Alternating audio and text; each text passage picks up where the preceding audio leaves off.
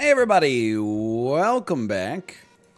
Here we are, playing a little bit of Isaac. Perhaps you guys have heard it. Heard of it. Sorry, the bad omen to start us with. Let's get started here. I got a randomizer up. We got 2 to 3 wins in a row. Yeah, sure, let's just throw that all in the crapper. The Lost to Ubermom. 4 wins? Oh my god. So look. The Lost is not impossible, okay? Let's not cry about it. Uh-oh, one of my keyboard caps came off. I'm not messing with you. My left arrow keycap just came off. What the heck? They're out here trying to sabotage me, man. I gotta pause and put it back on. That's crazy. All right, we're back and more stoic. That life comes at you fast. I mean, admittedly, did I try to move my keyboard by wrenching on the left arrow key? Many people are saying this. It's been alleged. But yeah, kind of. It's not impossible to win a run as the Lost to Ubermom. I mean, I've done it before. Wow, what a ripoff. Jeez Louise. Treasure rooms now appear in the womb. The area of the game we will not be going to. Am I insane? How many times have I done this? Where there's like a reroll machine and I go, oh, it must reroll every item on the floor. And then I put money in it. It rerolls and does not reroll any item on the floor. It requires you to like spawn a pedestal on it. I think I've lost my mind. The good news is the cursed D6 is literally a 2-room charge. Thanks for all the kind words, by the way, on all the Isaac stuff recently. Every once in a while, you just find yourself in like a wave. It ebbs and flows. I try to keep that in mind, you know? I try to keep perspective. This is maybe not the... Like, it's a little bit more inspiring of an example than is necessary, considering we're talking about Isaac, but I think it applies to, like, you know, pursuits that you know are good for you cognitively. Working out, sticking to your diet, etc., etc. But sometimes you lose motivation for it, you know? People always say, you know, I've lost inspiration, and I think as a younger man myself, like back in the day, I would, you know, get like really into something as a hobby. I'd be like, oh man, like I'm really interested in learning, you know, Korean or something like that. And then I'd spend like 2 weeks, I'd be like, learning Korean. Then I'd lose the inspiration. And I'd be like, I don't really feel like doing it today. And then never do it again, ever, for like 12 years or something like that. You realize, you know, I think you got to make... the decision, I mean, first you got to be reasonable with your time. Like, I'll be honest with you, I just don't have the time right now to, you know, take on a lot of pursuits. But some pursuits are more important than others. Not to sound rude, but as someone living in Canada, I do have Korean in-laws, Korean family, but it's more important for me to take care of, like, my mental and physical health than it is to learn Korean at the moment. So I prioritize, you know, exercise and doing a little bit of meal prep right now and stuff like that. You make those decisions when you have a clean and sober mind, and then you just, even if you don't have motivation, okay, I'm not particularly upset, even if you don't have, you know, the most motivation for that day, or that you're not inspired, you just do a little bit of it. That's what I've found, at least. And you know, I fall out of habits all the time, because who doesn't? But so, like this morning, for example, I was like, ah, man, I didn't sleep that well last night. I don't know if I should go for my bike ride. You start to tell yourself little half-truths, like, I could use a rest day anyways. Horse dude, just trust me. And I thought, you know what, I'll just hop on the bike. We'll see how it feels for like 10 minutes. Ended up having a completely acceptable ride. I don't know, I don't want this to be like a self-help episode, but I think it's true in Isaac as well, you know? We went through a period of... What the heck? I can't believe I didn't get hit. A period of relative misery where it felt like every single run we were having was disastrous. And then, you know, what the... This guy, he be flying, though. So we will take an item here. That scared the crap out of me. I'm not joking in the slightest. What would you rather have? Azazel's Rage or Dark Matter? I think I'd rather have Dark Matter. Pills are way less likely to be as bad for us as the Lost, so I don't mind that. Forget the Curse Room. Okay, they could still be a little bad. I wasn't trying to, like, taunt you or whatever. But I think it's true in Isaac. I genuinely do, you know? You go through a period where you're like, oh, this game's kind of stinky. No offense. And then we've had a few runs where I do feel like, in a way, we've almost been a little bit more rewarded, really, for our bravery during those runs where things were not so good. That was some textbook, like, what the? Now, this run, I would just say based on performance thus far, and also the fact that I, like, you know, almost broke my keyboard, I would not necessarily predict great things here. I knew I gotta kill you. I mean, obviously, I knew it. I saw him coming in, I saw him coalescing, and I was like, I don't even have a shot, man. No shot. But you know what? That's fine. Take me back. If that second bomb had hit instead of missing, we would have been crushing it. Anyway, you know, that's kind of like, we fought for it. I stood in a terrible place as a loss, don't get me wrong. We kind of deserved to get hit by that first boss. And now, we've paid the cost and we get to enjoy our lives. How about that? Just play Isaac to Blue Baby. How am I doing? I'm doing well. Thank you for asking. That's about it. I don't believe in the power of a jinx. And I think that's... I actually, like, even more than not believing in the power of a jinx, I get annoyed when... Sometimes you'll be like, you know, bringing up a reasonable concern for something. And when you do, the person that you're talking with gets mad at you for suggesting that maybe we, like, take a precaution because you have supernatural powers that have created that bad event. You've manifested that bad event that you were trying to prepare for in the first place. Like, for example, I don't mind when someone just says, don't jinx it. That doesn't bother me. But when, like, someone actually gets, like, a little bit upset with you, and you're like, you know, maybe you're going on a picnic tomorrow, and you're like, oh, well, what should we do if it rains? And they go, what are you doing?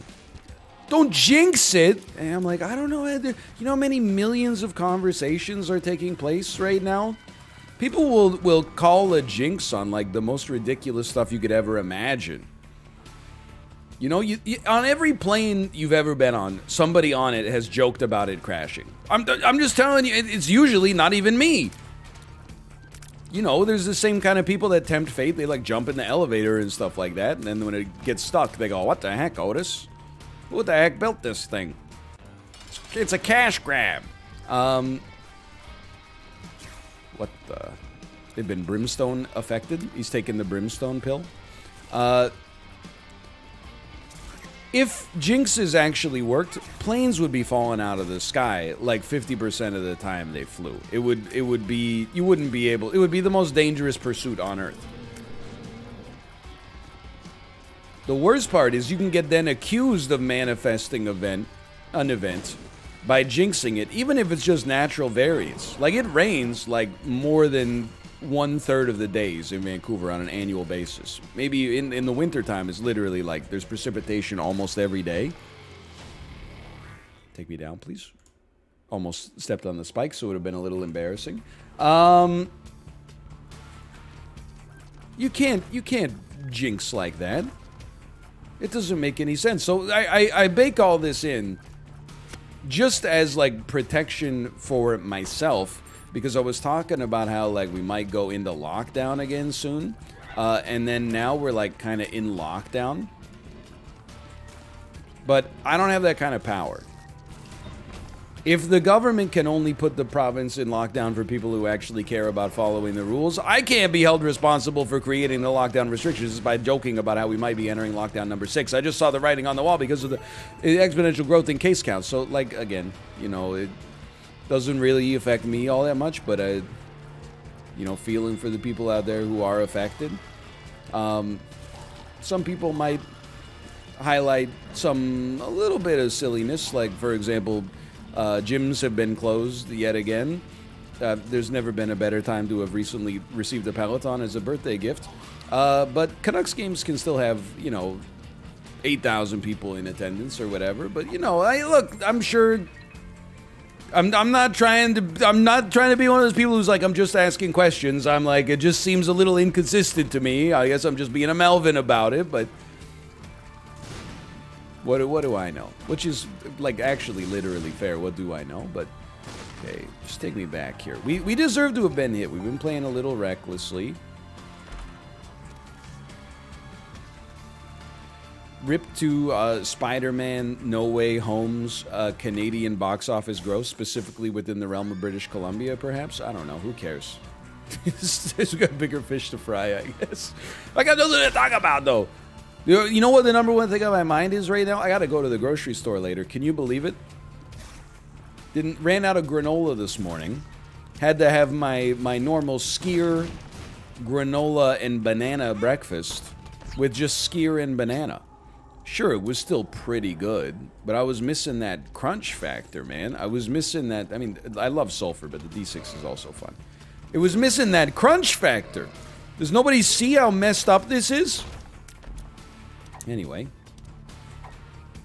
that's about it. Had a good time on stream today. A little Super Auto Pets, a little Sporkle, a little tier list.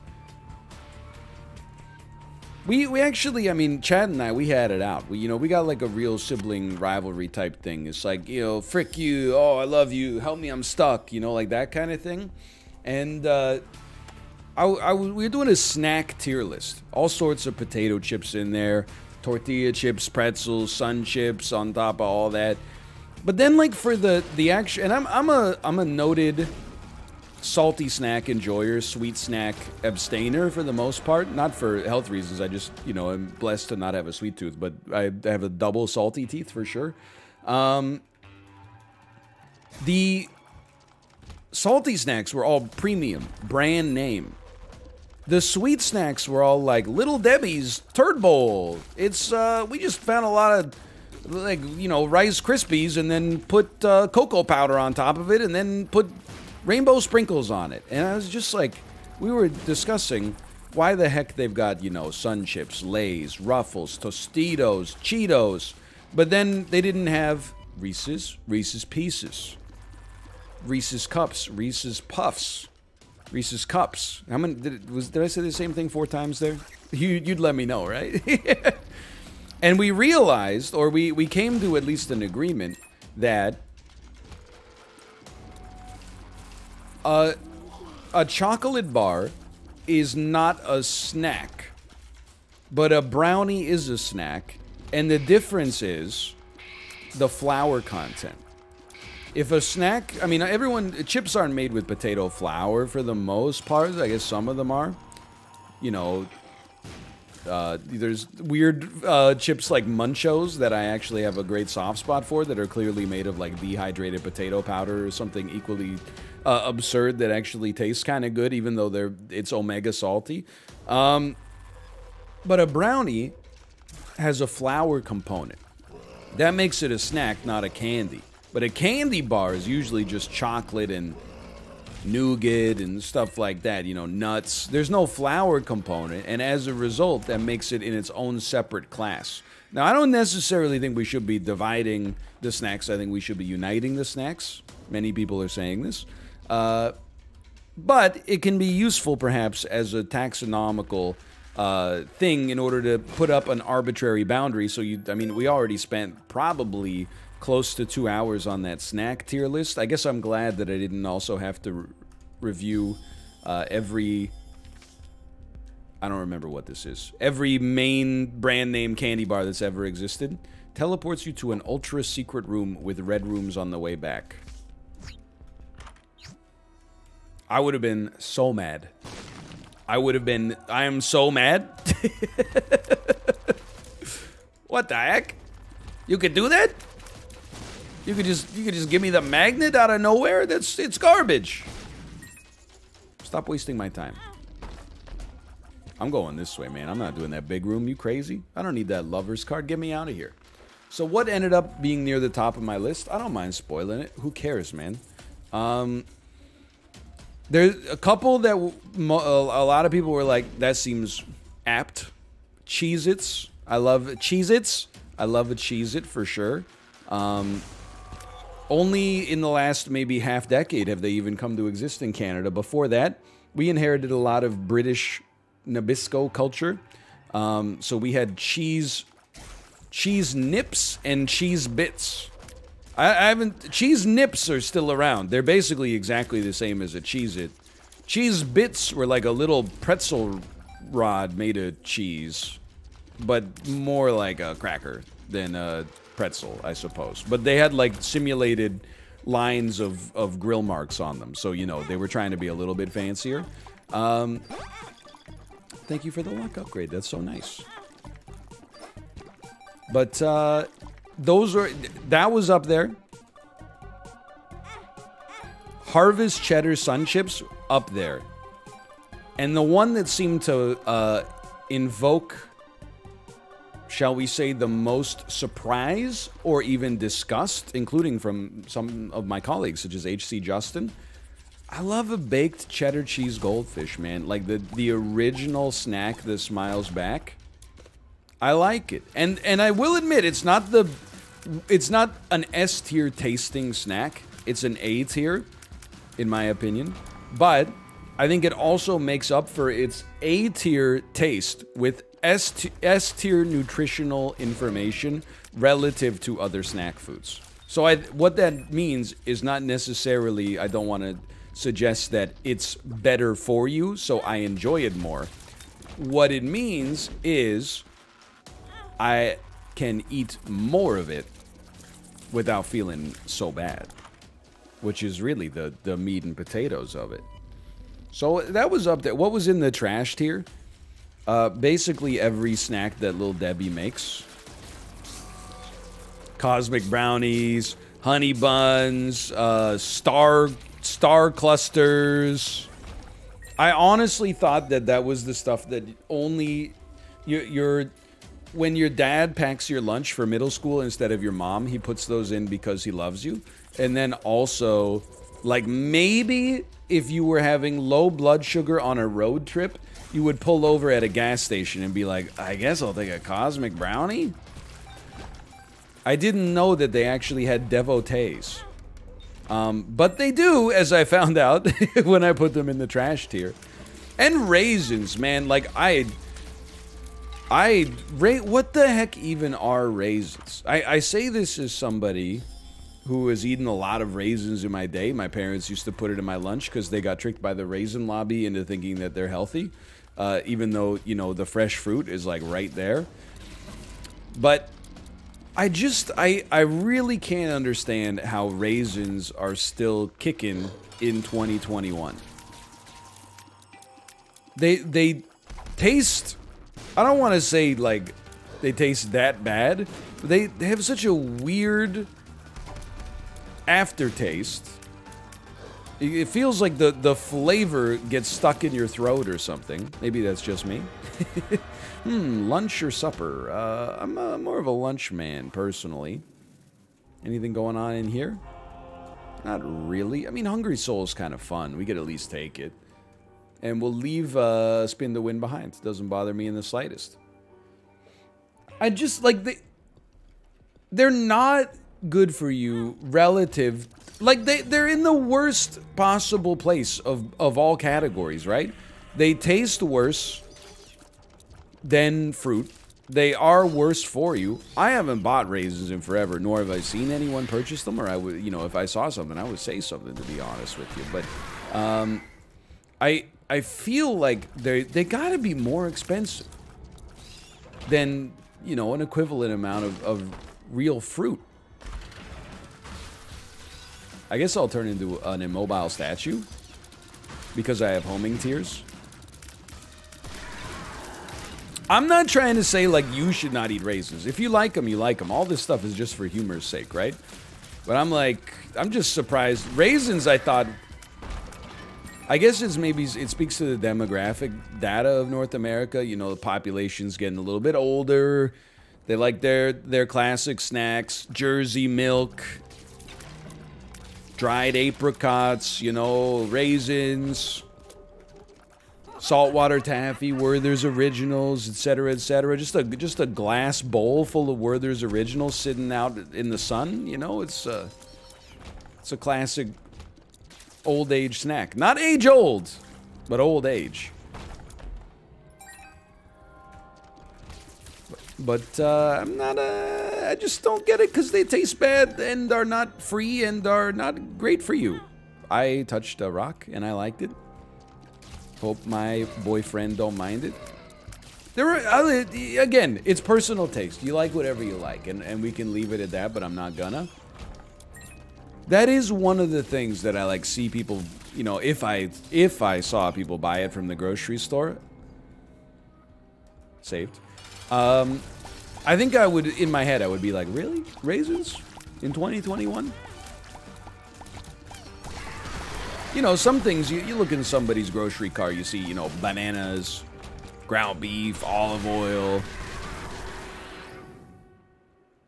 garbage bags. You're like, I'll take it, man. It seems well worth it, honestly.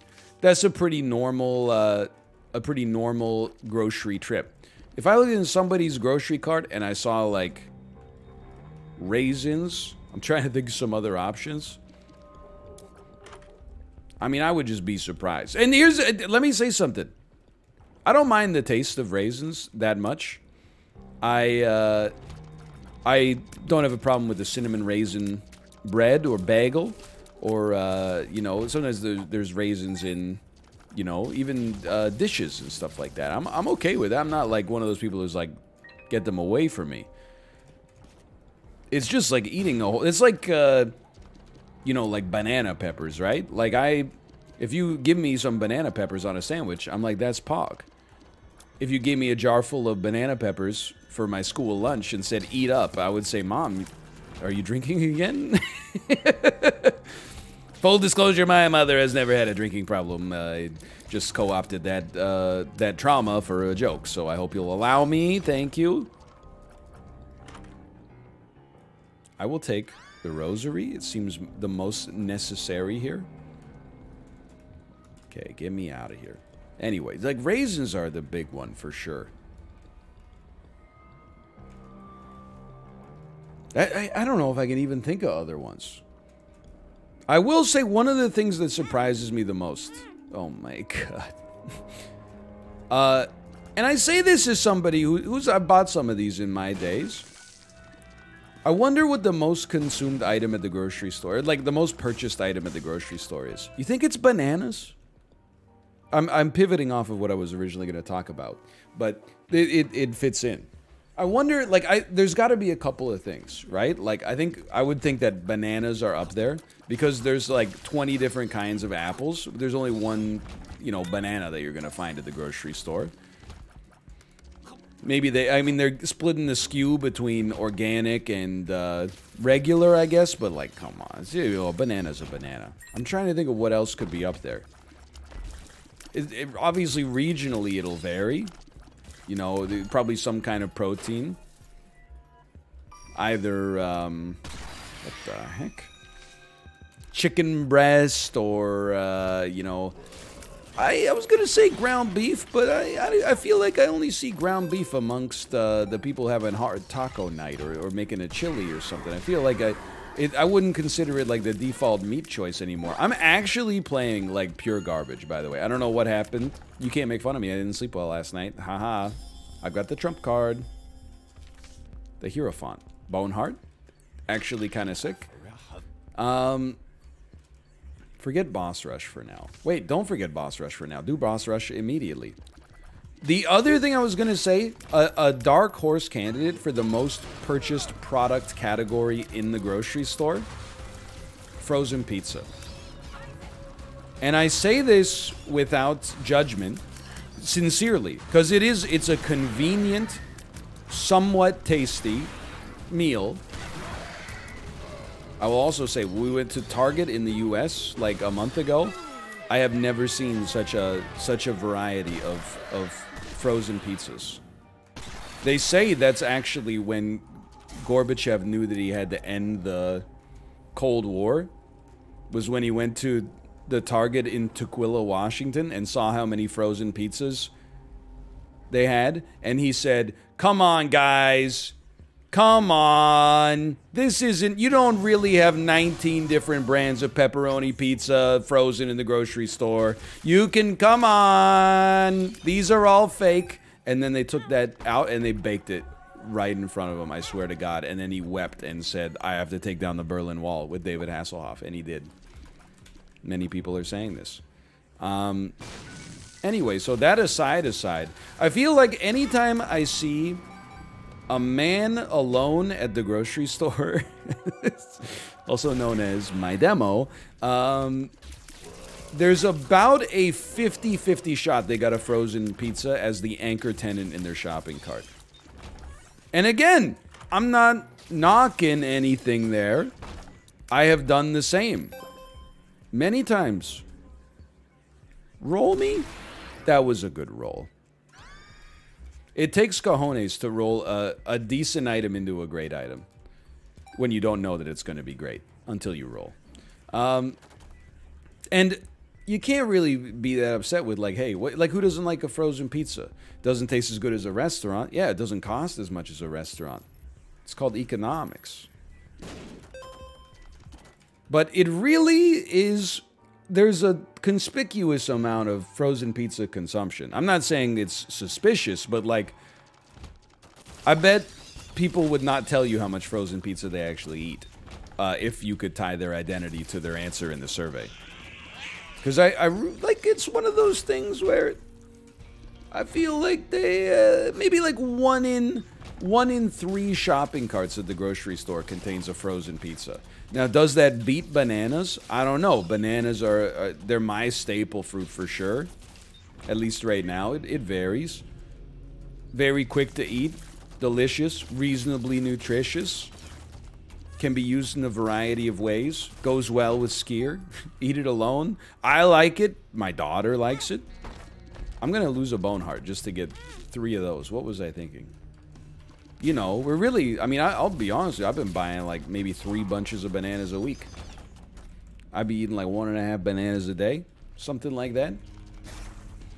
The only other thing I could think of, and this is just because I'm in a bubble, but whenever I see someone buy like 1 carton of milk at the grocery store, I'm always like, that seems normal. Cereal, maybe a glass or 2 here or there.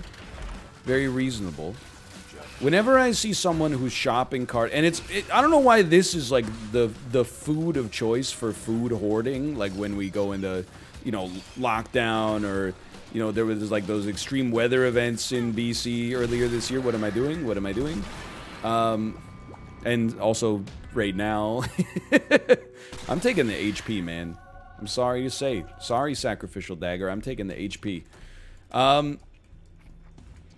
But whenever I see someone with, like, you know, 10 quarts of milk in the checkout lane, I'm like, what are you doing? You having, like, milk steaks for dinner or something? I get it, like, you have kids. Some people will be like, you know, maybe they run a daycare or something like that. They gotta buy more milk than the average person. But I think there's just some, like, milk sickos out there. I think there's people out there drinking 8 glasses of milk a day. And again, I don't want to say there's anything wrong with that. I don't have, like, a moral dilemma there. It's more just, like, it's kind of disgusting to me on like a food consumption level, I guess. But, like, you can do whatever you want. I'm sure I have habits you would find disgusting, too.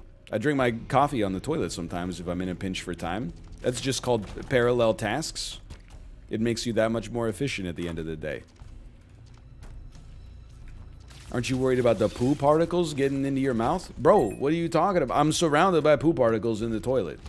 If they're floating in the air and getting into my coffee anyway, they're getting into my, you know, my eyelids. They're getting soaked in through my skin. Like, I don't think a little cup of coffee is going to change that.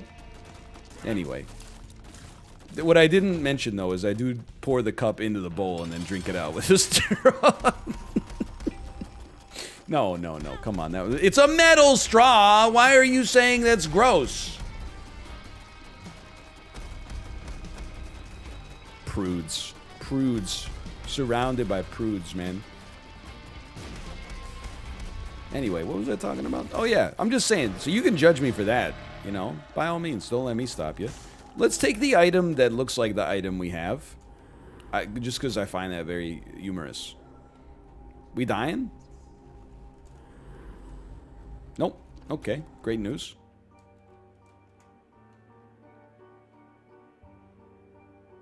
So take one of these. Sounds good to me. And then, you know what? Big room. A lot of rocks. Nope. All right. Take me down then. I'm just... milk is the big one. I can look... Sometimes you can look in somebody's grocery cart and know what they're making based on the ingredients in it. Very classic one. I mean, you see tortilla chips, shredded cheese, tomato, red pepper, jar of salsa. You know, black olives, little chicken. They're making nachos at home. More power to you. Sometimes you see someone get, like, you know, 2 russet potatoes and a rotisserie chicken. You know what's going on at home. You see someone going home with, like, 8 quarts of milk. It just... The mind wanders, you know? I start to wonder what kind of crazy lifestyle you're leading over there. I wouldn't know. I mean, I've said it before. I'm not much of a milk guy myself to begin with. And by much of, I mean, I literally drink 0. And yes, I've never broken a bone. I know. I don't know why people are so, you know, invested. They want to believe the got milk lobby. It's got calcium in it. Yeah, okay. It's the same thing. Like, yeah, oranges have vitamin C in them. You're not on a ship in the middle of, you know, like the Atlantic Ocean for 6 weeks. You're gonna be fine. You don't. I mean, eat an orange if you want to eat an orange. Like, it's pretty good for you, but it's not. Like, it's not the vitamin C that's really, ooh, I'm getting sick. Better eat like 70 oranges. You're not on the Lusitania. Just chill out. You know what's weird to think about? I think I took it for granted. But, like, news in the current world, like in the modern world, travels so fast.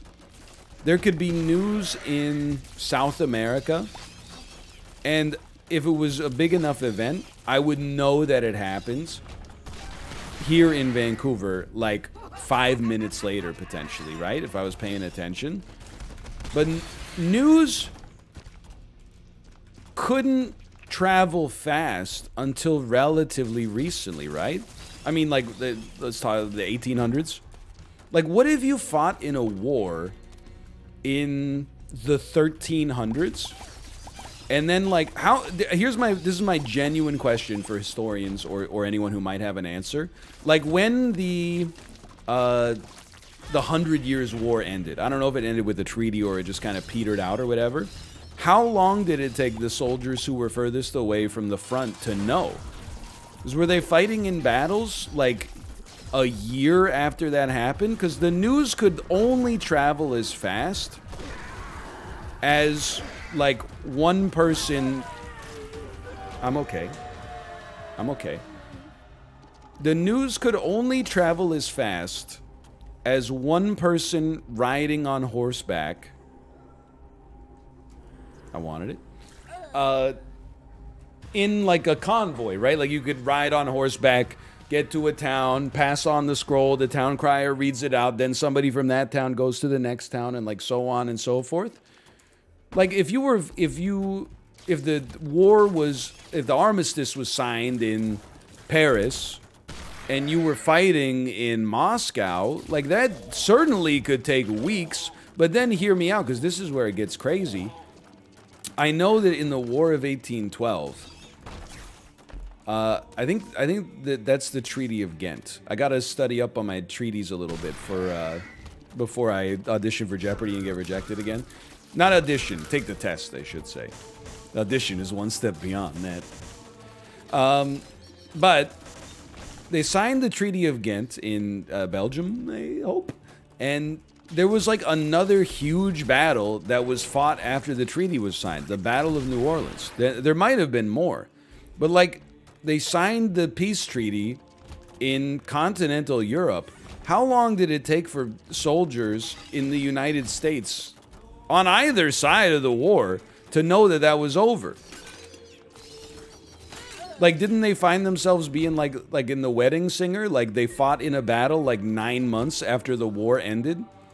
There's some information that would have been nice to know yesterday! Pictured American soldiers during the Battle of New Orleans, 1851.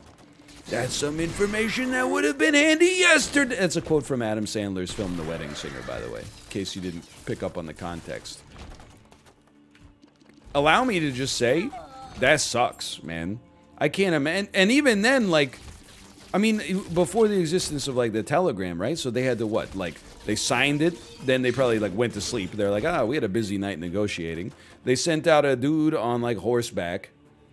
A convoy then, you know, or a relay, I should say, took that information to, like, a ship, or at least a port, and then from the port, they probably had to, like, you know, commission a ship and fill it up with supplies and stuff like that to prepare for the long journey across the Atlantic.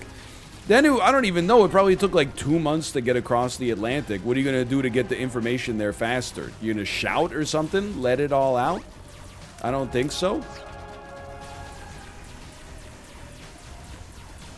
And you land, and I mean, even if you land in the, probably, I assume, no! The northeastern United States, it's gonna take you some time to get down to Louisiana, man. Like, that's, they shouldn't have fought in wars, quite frankly. They shouldn't, until they had the means to end them in a reasonable time frame. They should have just been like, you know what? If I can hold this grudge for 130 years, then I'm gonna get you. But until then, it would be irresponsible to our fellow man to engage in armed conflict over this. What the heck? You're dead! Okay. Saved? Saved? I guarantee we're gonna get hit by Blue Baby and get sent back to the Stone Age in here and have to go through the whole floor. But it is what it is. I'm gonna stop you right there. I don't know what any of these do. I will take Dark Bomb and re-roll the rest. I will take Rubber Cement. I will take Akeldama. Aquarius kind of good, but we have a flying enemy. We don't have that interesting of tier. Well, maybe we do have interesting tier effects. I don't know. I still think Infamy is better for my use case, but it's close. Amazing. He made every wrong decision. Okay, carry on. Oh, dude, Deadeye kind of cracked, though. Akeldama kind of cracked. Deadeye kind of cracked. It's just interesting to think about. Like, I was thinking about it because I was watching this, like, World War II documentary, and they were talking about newsreels, and they're like, it would be like, news from the front 6 weeks ago, you won't believe what happened, you know? And I was like, man, that's not news. Then I realized at the time, that must have seemed like crazy, right? Like, you heard about news that, maybe 6 weeks is an exaggeration, but, like, it'd be like, 2 days ago, a battle was fought. You'd be like, wow, 2 days, this is breaking stuff. This is cutting edge. Nowadays, you'll be like, oh, did you hear about that terrible thing that happened? People will be like, yeah, 12 hours ago. Come on, give me a fresh tragedy. Anyway, for now, thanks for watching. Hope you enjoyed it. If you did, click the like button. It was a great deal. Of course, subscribe if you want to see more in the future. For now, thanks for watching. I'll see you next time. See ya!